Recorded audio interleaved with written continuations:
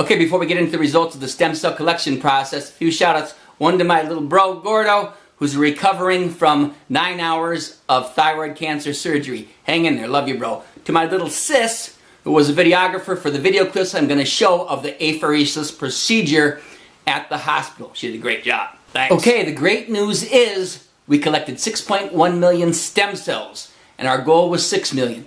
It took us 2 days to do it. The first day we collected 2.7 million. The second day we collected our 3.4 million. Great. The first part of the stem cell transplant process is complete with total success.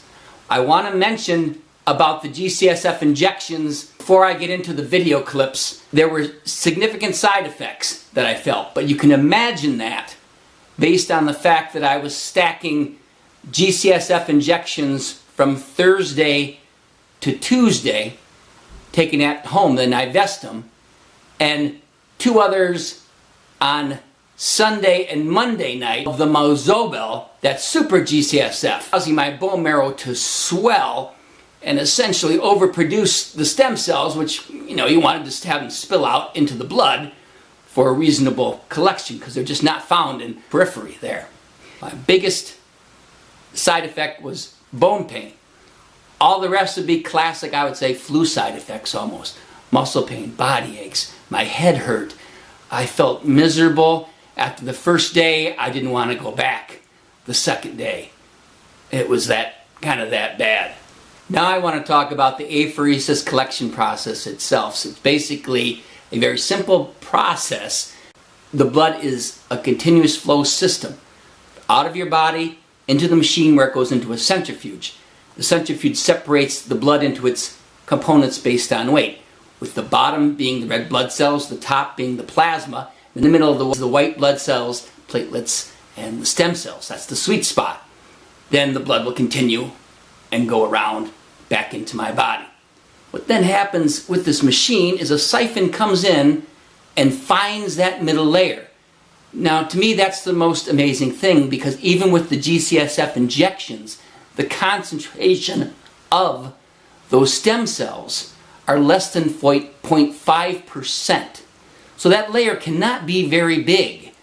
Very sensitive to blood pressure changes. I noticed as I moved or talked, the needle will come out of that layer. So you want to stay pretty still. You don't want to jeopardize the collection process. Also at the end there's going to be some stills. I'll describe those right now as you're going to see them because I shot them from top to bottom of the machine. At the top is hanging 3 bags of fluid. One is the saline solution, will be used to replace the fluid that's taken out from my plasma and the stem cells at the end of the process.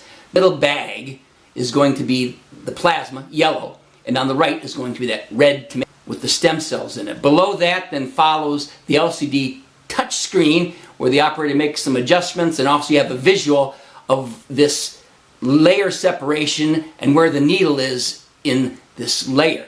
Below that are rollers which are on the console there, moving the blood from my body to the machine and back into my body. And below that, near the floor level, is this tabletop centrifuge. So I'll show you all that quick.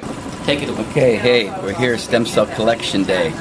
After coming to the hospital last night for a super duper GCSF injection of Mozobel, this morning another 3 injections of Nivestum. Here we are, stem cell collection going on. Right over here, stem cell.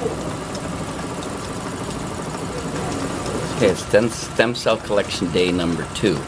Yesterday we collected 2.7 million cells, which was good, but short of our 6 million goal. So we came back to the hospital last night for a Mozobel injection. That's super GCSF, followed by 3 injections of Nivestum this morning. And here we are 2 hours into collection, and it's going very well. You can see the red bag on the right, my stem cells, the left bag, yellow is the plasma.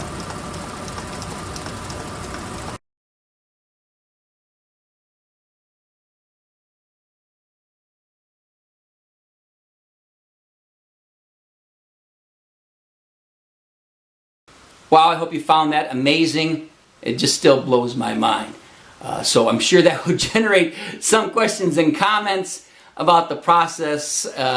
collection, what I was feeling during the whole program. Realized with the 2 days I got nearly no sleep, plus I was dealing with my brother who was in the hospital with the cancer surgery on Monday, so I couldn't go back to the house to kind of lay down. We went to another hospital, then came back to the main hospital where I was getting treatment for that second Mozobel injection. We had a crazy couple of days. Again, thanks to my sister and her husband Tony, who basically dragged me around for 48 straight hours. Next week, we're going to be looking at the final blood work and bone biopsy results, comparing those to the M protein, which will be taken next Monday.